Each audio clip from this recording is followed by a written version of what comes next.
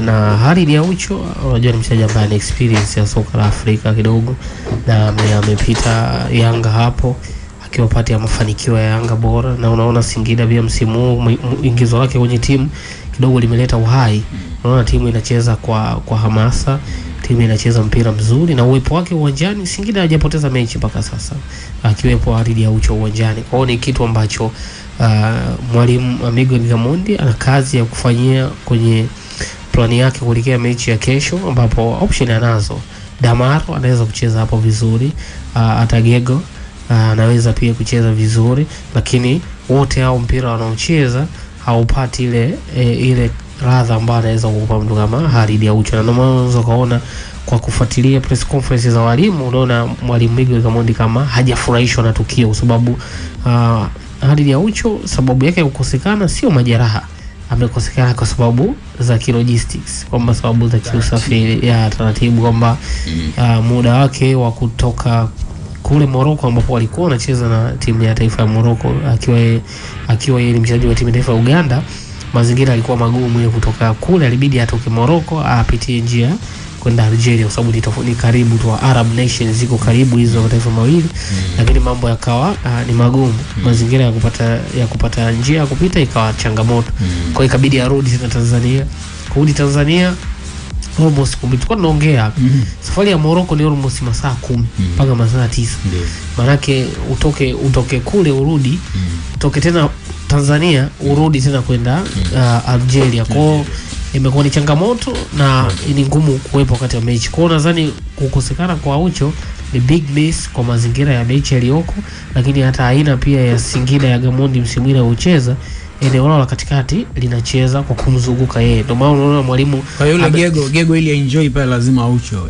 Unajua Gego ni pure defensive defender. Nitatumia jina na Aucho. Nitatumia jina la mtaani ile. Wavunja kuni. Yaani ni mchezaji fulani anafika sana miguuni. Unaweza kuwapanga wote kwa pamoja na Gego na Aucho. Ndio, unaweza kuwapanga wote wawili. Kwa hiyo Aucho anaweza kana enjoy kwa majukumu ya ukabaji atakuwa nayo. Unajua Aucho kwa umri unavyozidi kwenda amekuwa ni mchezaji sio wa kashi sana. Yeye ni mtu ambaye ana hold vizuri eneo lake, atapiga pasi, ni moja ya strengths yake kubwa, na pale inapohitajika kuzuia atazuia, lakini unapokuwa mechi kukimbizana sana Khalid Aucho sio mzuri sana kwenye hilo eneo, lakini utulivu wake huo umekuwa unaipa hata timu utulivu wa kutoka na mpira kuanzia nyuma na kutengeneza nafasi mbalimbali. Kwa unavyokuwa na mtu kama Gego, itabidi sasa timu hiyo inafanya yale mashambulizi ya rasharasha. Kwa hiyo nadhani mwalimu anaweza kumtumia Damaro hapo pamoja na Gego wakacheza vizuri, na kama wangekuwa na mlinzi mwingine ambaye ana form nzuri, ningetamani kumrudisha Morris Chuku eneo lakini sasa hivi unaona mwalimu ambao anamtumia kama mlinzi wakati ndio imeshakuwa kama position yake moja kwa moja. Kwa hiyo nadhani imekuwa ni eneo ambalo tayari ameshaanza kulizoea taratibu. Kwa hiyo nadhani ni mchezo mgumu sana kwa Singida, hata wangekuwa na Aucho away kwa CR Belouizdad haijakuwa mchezo rahisi hata kwa timu yoyote kubwa Afrika. Na unapomkosa Aucho maana unaongeza tena mazingira ya mechi kuwa ngumu zaidi, kwa sababu unakosa key part ya squad yako. Kwa nadhani kazi iko kwa kina Chama na mwalimu pamoja na benchi la ufundi, tuone kesho watatupa nini. Wakati tunaelekea kwenye issue nzima ya tuzo za msimu wa mashindano 2024-2025 ligi kuu soka Tanzania bara, michezo miwili ambayo inaendelea kwa sasa. Ni mchezo mmoja na Mungu hapo nyumbani, dakika ya 52 ya mchezo 0-0 dhidi ya kikosi cha Dodoma Jiji. Lakini mechi ambayo imetamatika ni KMC Complex, ambapo mwenyeji KMC wamepoteza goli 1-0 dhidi ya kikosi cha JKT Tanzania. Goli hili lilikuwa la kujifunga kwa Ibrahim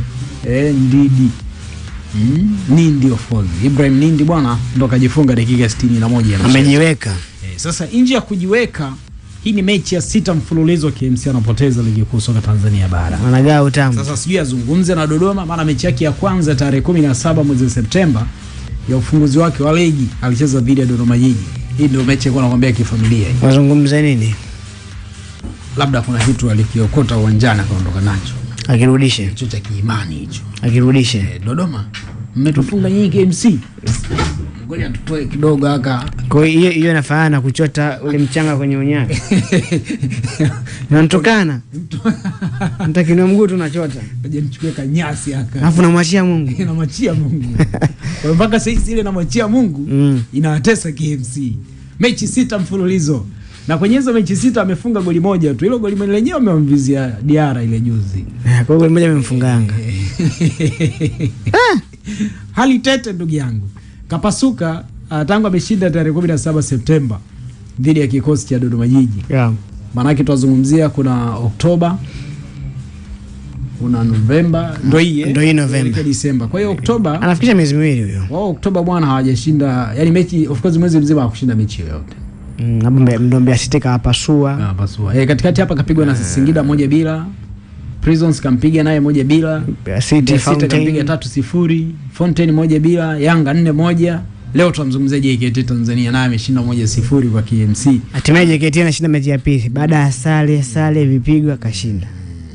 Na kwa mpinzani kama KMC usiposhinda lazima tukujaji bwana. Mechi ijayo KMC atakuwa nyumbani dhidi ya Mtibwa Sugar Novemba 25. Na Novemba 29 yeye atacheza dhidi ya kikosi cha Pamba Jiji ugenini CCM Kirumba Mwanza. Wajinusuru mapema. Hivyo akimfukuza kocha utakamwone. Wajinusuru mapema. Kocha tunatakiwa afukuze. Sasa tutafuta timu nzima katikati ya msimu. Na matokeo yalizidi. Sababu hiyo ratiba yao, hiyo mechi ya Mtibwa. Dirisha la usajili wafungulia tarehe 1. Sasa nataka nikupe takwimu mpaka kufika tarehe 1 wakati tunafanya tathmini. Hebu twende na huu wastani. KMC anapoteza mechi zote zinazofuata kabla dirisha usajili kufunguliwa. Ambazo zitakuwa na mechi ngapi hapo? Mechi 3. Novemba 25 na Mtibwa nyumbani, ugenini Novemba 29 dhidi ya kikosi cha Pamba Jiji, nyumbani dhidi ya Azam Disemba 4. Hizo zote mna mechi anashinda. Anapasuka. Kwa hiyo tuchukue hizi 3 ambazo atapasuka. Maana ni wakati ujao. Atafanyaje?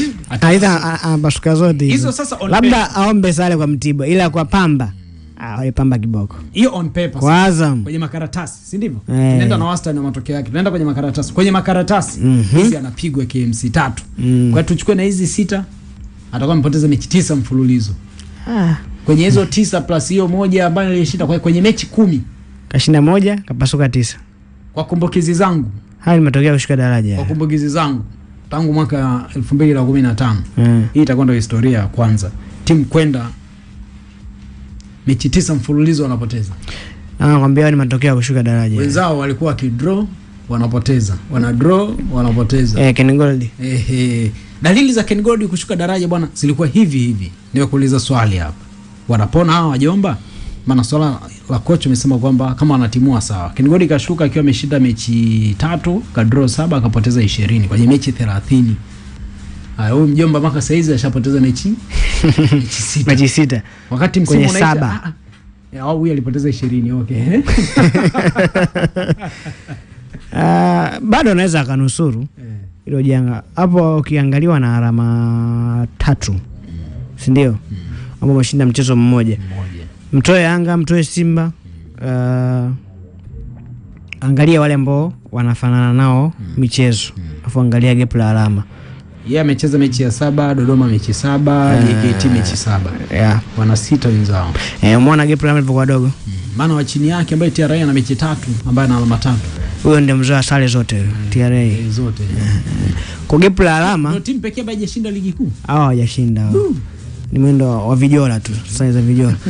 Sasa ile gap la alama lina kushawishi kwamba mambo ya kichenyi ndani ya michezo 3 inaweza asiwe hapo alipo. Kwa mfano akimpasua mtu mechi inayokuja alama 6 hatakuwa huko. Kamangania Pamba alama 7 hizo hayupo tena huko. Sasa gap la game na wenzio wao linazidi kuongezeka. Yaani achana Simba, Yanga, Azam, Singida. Ambao wa mchezo michache na ambao inawezekana kushinda ni guarantee kwa mchezo mingi. Njoo kwa wao wenzake. KMC anashuka daraja. Kwa mwenendo. Dalili zinaonyesha hivyo.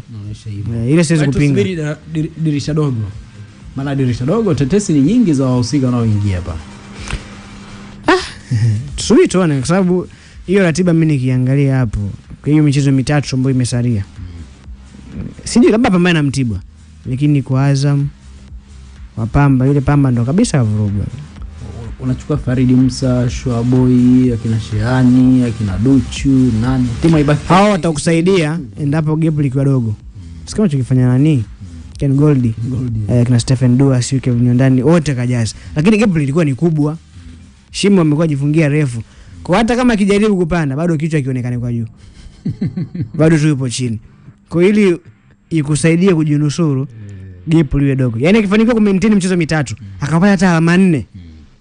Kwa sababu itakuwa mchezo 10. Mzunguko wa kwanza michezo 15. Maana yake mchezo mitano hizo ni alama 15. Ukiingiza kundi la wachezaji kama hao, inawezekana ikawasaidia. Kwa sababu wanakuwa hajiweka gap kubwa. Lakini tuwashumu wamepoteza yote. Alafu hao wengine pia wakaendelea kushinda. Gap la alama likiwa kubwa, hata ukiingiza wachezaji wengi utakuja kupambana wakati ambao umejichimbia shimo refu kiasi kwamba hata kila kifurukuta kichwa kionekani pale juu.